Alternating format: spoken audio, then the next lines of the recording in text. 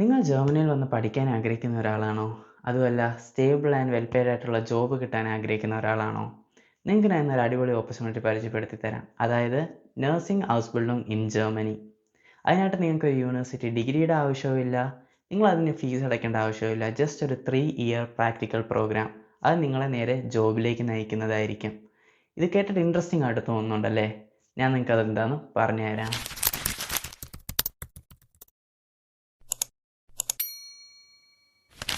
So ആദ്യമായി തന്നെ എന്താണ് ഈ ഔസ്ബിൽഡിംഗ്? ഔസ്ബിൽഡിംഗ് എന്ന് പറയുന്ന ഒരു 3 ഇയർ വൊക്കേഷണൽ ട്രെയിനിങ് പ്രോഗ്രാമാണ്. അത് തിയററ്റിക്കലായിട്ടുള്ള ലേണിങ്ങും പ്രാക്ടിക്കൽ വർക്കും കൂടെ കമ്പൈൻ ചെയ്യുന്നതാണ്. ഇത് നിങ്ങൾ പഠിക്കുന്നതിൻ്റെ കൂടെ തന്നെ എല്ലാ മന്തും നിങ്ങൾക്ക് സാലറി കിട്ടുന്നതായിരിക്കും. അതുമല്ല നിങ്ങളിത് പഠിച്ച് കഴിയുമ്പോഴത്തേക്ക് നിങ്ങളൊരു ട്രെയിൻഡ് വർക്കിംഗ് പ്രൊഫഷണലായി തീരുന്നതാണ്. One of the most demanding അല്ലെങ്കിൽ ഏറ്റവും ഡിമാൻഡ് കൂടിയ ഒരു ഹൗസ് ബിൽഡിംഗ് എന്ന് പറയുന്നത് നഴ്സിംഗ് ഹൗസ് ബിൽഡിംഗ് ആണ്, അല്ലെങ്കിൽ ക്രാങ്കൻ ഫ്ലേഗ ഹൗസ് ബിൽഡിംഗ് ജർമ്മനിയിൽ പറയുകയാണെങ്കിൽ. ഇത് 3 വർഷത്തെ ഒരു പ്രോഗ്രാമാണ്. ഈ 3 വർഷം കൊണ്ട് തന്നെ നിങ്ങൾ ഹോസ്പിറ്റലിലും ഓൾഡ് ഏജ് ഹോമിലും അതുപോലെ ചിൽഡ്രൻസ് ഹോംസിലെല്ലാം നിങ്ങൾ വർക്ക് ചെയ്ത് അവിടുത്തെ മെഡിക്കൽ സ്കിൽസ് എല്ലാം നിങ്ങൾ പഠിക്കുന്നതാണ്. സോ നിങ്ങൾ എന്തുകൊണ്ട് ഈ കരിയർ ചൂസ് ചെയ്യണം? അതിനായിട്ടുള്ള റീസൺ നിങ്ങൾക്കിപ്പോൾ ഞാൻ പറഞ്ഞുതരാം. ഞാൻ നേരത്തെ പറഞ്ഞതുപോലെ തന്നെ നിങ്ങൾക്ക് ഹൗസ് ബിൽഡിംഗ് പഠിക്കുന്നതിൻ്റെ കൂടെ തന്നെ യു വിൽ ഗെറ്റ് പെയ്ഡ്. നമ്മൾ യൂണിവേഴ്സിറ്റിയിൽ പഠിക്കുന്ന പോലെയല്ല, ലൈക്ക് യൂണിവേഴ്സിറ്റിയിൽ നമ്മൾ അങ്ങോട്ടേക്ക് ഫീസ് അടിക്കുന്ന പോലെയല്ല ഹൗസ് ബിൽഡിംഗ്. ഹൗസ് ബിൽഡിംഗ് എന്ന് പറയുമ്പോഴത്തേക്ക് നിങ്ങൾക്ക് എല്ലാ മന്തും സാലറി കിട്ടുന്നതായിരിക്കും. ഒരു ഹൗസ് ബിൽഡിംഗ് പഠിക്കുന്ന സ്റ്റുഡൻറ്റിന് per month like 1100 euros to 1300 euros വരെ കിട്ടാറുണ്ട്. എന്ന് പറയുമ്പോഴത്തേക്ക് നാട്ടിൽ ഏകദേശം 90,000 ടു 1,20,000 വരെ പെർ മന്ത് കിട്ടാറുണ്ട്. രണ്ടാമത്തെ റീസൺ എന്ന് പറയുന്നത് high demand and job security. ജർമ്മനിക്ക് സത്യം പറഞ്ഞു കഴിഞ്ഞാൽ ഇപ്പോൾ കുറേ നഴ്സുമാരെ ആവശ്യമുണ്ട്. അതുകൊണ്ട് തന്നെ നിങ്ങൾ ഹൗസ് ബിൽഡിംഗ് കംപ്ലീറ്റ് ചെയ്യുമ്പോഴത്തേക്ക് നിങ്ങൾക്ക് ജോബ് കിട്ടും എന്നുള്ള കാര്യം 100% ഗ്യാരൻറ്റീഡ് ആണ്. മൂന്നാമത്തെ പോയിന്റ് എന്ന് പറയുന്നത് നോ എക്സ്പെൻസീവ് ട്യൂഷൻ ഫീസ്. ഞാൻ നേരത്തെ പറഞ്ഞതുപോലെ തന്നെ യൂണിവേഴ്സിറ്റിയിൽ പഠിക്കുമ്പോഴത്തേക്ക് നമ്മൾ അങ്ങോട്ടേക്ക് ഫീസ് പേ ചെയ്യേണ്ടതായിട്ടുണ്ട്.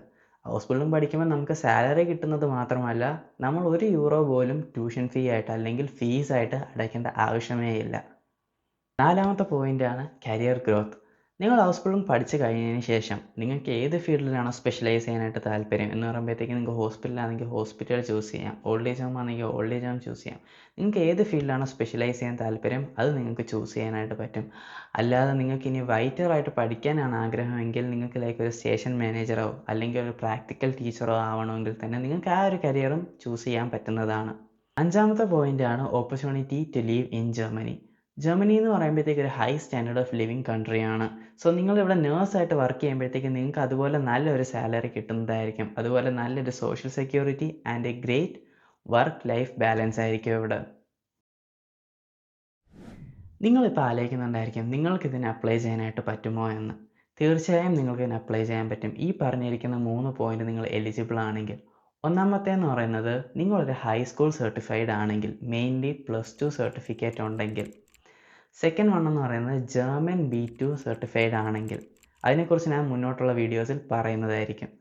തേർഡ് വൺ എന്ന് പറയുന്നത് നിങ്ങൾ ആൾക്കാരെ ഹെൽപ്പ് ചെയ്യാനും അതുപോലെ ഹെൽത്ത് കെയർ ഫെസിലിറ്റീസിലൊക്കെ വർക്ക് ചെയ്യാനായിട്ട് പാഷനേറ്റ് ആണെങ്കിൽ നിങ്ങൾക്ക് ഇതിന് അപ്ലൈ ചെയ്യാവുന്നതാണ്. ആൻഡ് മെയിൻലി നിങ്ങൾ ശ്രദ്ധിക്കേണ്ട കാര്യം, ഈ ഹൗസ് ബിൽഡിങ്ങിന് അപ്ലൈ ചെയ്യാനായിട്ട് നിങ്ങൾക്ക് നഴ്സിങ്ങിൻ്റെ എക്സ്പീരിയൻസസ് ഒന്നും ആവശ്യമില്ല. കാരണം നിങ്ങൾ ഹൗസ് ബിൽഡിംഗ് സമയത്ത് തന്നെ എല്ലാം നിങ്ങൾ പഠിക്കുന്നതായിരിക്കും. One of the most important കാര്യം എന്ന് പറയുന്നത് ജർമ്മൻ ലാംഗ്വേജിൻ്റെ റിക്വയർമെൻറ്റ് തന്നെയാണ്. നഴ്സുമാർ എപ്പോഴും പേഷ്യൻസ് ആൻഡ് എമർജൻസി സിറ്റുവേഷൻസിലൊക്കെ എൻഗേജ് ചെയ്യുന്നതുകൊണ്ട് തന്നെ ജർമ്മൻ ലാംഗ്വേജ് ഇല്ലാതെ ഹൗസ് ബിൽഡിംഗ് പഠിക്കുന്നത് വളരെ പാടുള്ള ഒരു കാര്യമാണ്. അതുകൊണ്ട് തന്നെയാണ് ഇവർ ലാംഗ്വേജിൻ്റെ സർട്ടിഫിക്കേഷൻ ഇത്രയും നിർബന്ധമാക്കിയിരിക്കുന്നത്. പക്ഷെ നിങ്ങൾ അതോർത്ത് വിഷമിക്കേണ്ട ആവശ്യമേ ഇല്ല. കാരണം നിങ്ങൾക്ക് ഇപ്പം തന്നെ ജർമ്മൻ ലാംഗ്വേജ് പഠിച്ചു തുടങ്ങാവുന്നതാണ്. ലൈക്ക് ഏകദേശം 8 മുതൽ 10 മാസം കൊണ്ട് തന്നെ നിങ്ങൾ റിക്വയർഡ് ആയിട്ടുള്ള ലെവൽ എത്തിച്ചേരുന്നതായിരിക്കും. ഇതെങ്ങനെയാണെന്നല്ലേ, ആദ്യമായിട്ട് തന്നെ നിങ്ങൾ സ്ട്രക്ചറൽ ആയിട്ടുള്ള ലാംഗ്വേജ് കോഴ്സിൽ ജോയിൻ ചെയ്യുക.